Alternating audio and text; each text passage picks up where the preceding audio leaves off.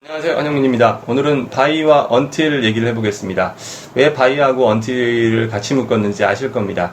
우리나라 사람들은 영어를 보면 다 한국어하고 묶어서 생각하는데 공교롭게도 같은 한국어로 묶어지면 헷갈리기 시작합니다. 그러니까 제가 항상 하는 말이지만 애초에 한국어랑 묶지 않으면 헷갈리지 않는데 한국어랑 묶어서 외우게 해서 헷갈리게 한 다음에 그것을 다시 이해시켜 줍니다. 구분을 해서. 이걸 저는 병주고 약주고라고 하는데요.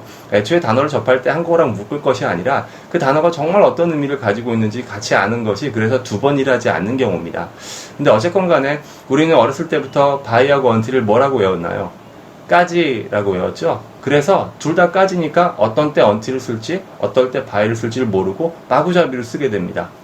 그래서 확실하게 구분할 수 있는 방법이 있는데 생각해 보세요. 원어민들은 바이하고 until 안 헷갈리겠죠? 그냥 단순하게 원어민이니까 헷갈리지 않을 것이라고 생각하지 말고 이렇게 생각하시면 됩니다.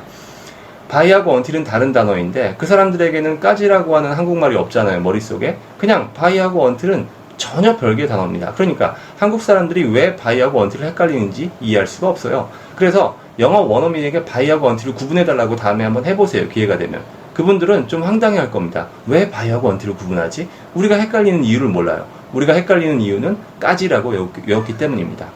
첫 번째, 바이를 보겠습니다. 까지라고 해석을 하지 마시고 바이는 뭐냐면 시간의 흐름이 있는데 그 어느 시점에 라는 말입니다. 까지가 아니라 시간이 흐르고 있는데 어느 시점이 돼요. 어느 시점에 그런 말이에요. 무슨 말이냐? I've studied 바이 먼저 한다고 했죠.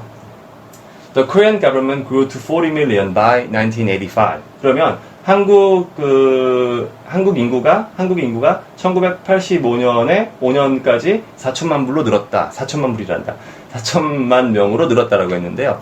1985년까지라고 할 것 같지만 사실은 이 바이가 무슨 말이냐면 시간이 전후에 우리가 급격하게 인구가 늘었지 않습니까? 그럼 인구가 계속 늘면서 시간이 지났겠죠. 그렇게 계속 늘다가 1985년쯤이 되었을 무렵에는 그냥 앞에 있던 일이 중요한 게 아니라 시간이 흐르다가 1985년을 딱 찍고 그때 보니까 이런 말입니다. 그래서 이거 우리말로 했을 때 바이의 의미를 가장 잘 살려줄 수 있는 우리말은 이쯤 됩니다. 한국 인구는 1985년께에는 4천만 명으로 늘었다. 4천만으로 늘었다. 이렇게 얘기하는 것이 바이의 의미를 가장 잘 살려주는 것입니다. Come back home by 7 o'clock 이라고 하면은 집에 7시까지 와라 라는 말이죠. 근데 우리말로는 또 까지라고 외웠는데요. 그게 뭐냐면 시간이 흐르다가 점점 해가지고 7시가 딱 되면 그 시간에 집에 있어야 돼. 이런 말이에요. 그러니까 계속 무언가를 해왔다는 얘기가 아니라 시간이 흐르다가 7시가 되면 이 말이라고요. 근데 그때도 우리는 까지라고 쓰고요. 이따 설명드릴 다른 까지라고 하는 말이 다른 상황으로 쓰는 경우도 있어요. 자, 세 번째 예문 들어볼게요. 이번에는 by 다음에 바로 시간이 나오지 않고 by the time이라고 해서 뒤에 절이 나오는 경우입니다. By the time I got home. 자, 아까 말씀드렸죠. 시간이 흐르다가 그때가 되면 이런 말이죠. 그럼 by the time I got home이라고 하자면 무슨 얘기일까요?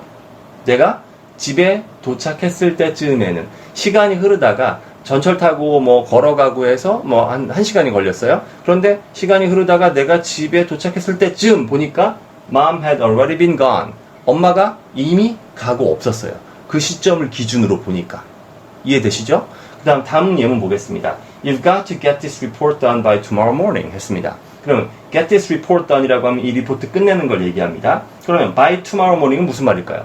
지금 계속 하다가 열심히 준비를 해서 내일 아침이 됐을 무렵에 딱 보면 그게 끝내 있어야 돼 라는 말입니다. 시간이 흐르다가 내일 아침 무렵이 딱 됐을 때 보면 끝내져 있어야 한다 이런 말입니다. 자, 이것도 우리말로 까지라고 설명할 수 있는데요. until을 그럼 보도록 하겠습니다. 자, until은 I've studied until 9 p.m. 이라고 했습니다. 이거 무슨 말이에요? 9시까지, 밤 9시까지 공부했다는 얘기죠. 이때도 까지라고는 하지만 이 까지는 좀 달라요. 지금 뭐 하고 있나요? 지금 지금이 공부를 계속 해오다가 그럼 I've가 아니라 이렇게 해야 되겠네. 죄송합니다. I have가 아니라 그냥 I studied 해야 돼요. 그러면 9시까지 공부했다는 얘기는 그 전에 어떤 시간부터 꾸준히 계속 공부하는 일을 해서 9시가 될 때까지 했다라는 말이죠. 그러니까 그 전부터 쭉 9시까지 어떤 일을 한 거예요. 자, 요거하고 아까 by 생각해 보세요. 어느 시간이 흐르다가 그때쯤이 되니까 이런 말하고는 전혀 다르죠. 둘 다 우리말로는 까지라고 하지만 until을 쓰게 되면 어떤 일을 계속 하다가 어느 시간이 될 때까지 이런 말인 겁니다. 자, 그럼 두 번째 보세요. I think I'll stay here until after dark. 사실 until after dark은 하나의 이디엄이 아니라 굳어진 표현처럼 외워두시면 좋은 건데요. 이것도 뭐냐면 계속 여기 머물 거예요. 머무는 일을 계속하고 있는 거죠. 그런데 언제까지? 해가 지고 나서까지. 그러면 해가 지고 났을 무렵에 이런 말이 아니라 지금부터 있어서 계속 여기 있어가지고 해가 질 때까지 있게 될 거다 이런 거예요. by는 그 앞에 어떤 일을 해왔다 이런 게 중요한 게 아니라 그냥 시간이 흐르다가 그때쯤에는 이런 말이고요. 세 번째 질문 볼게요.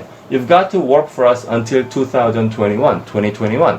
그러면 당신은 우리 회사를 위해서 2021년까지 일해야 합니다 라고 했어요. 그러면 지금도 일하고 있고 계속 일하는 일을 하다가 2021년까지 다 해야 된다는 거죠. 그러니까 행위를 지금부터 계속 한다는 말이에요. 그것도 우리말로는 까지라고 하고 아까 말씀드렸던 시간이 흐르다가 어느 때쯤이 됐을 때는 이것도 까지라고 하는 겁니다.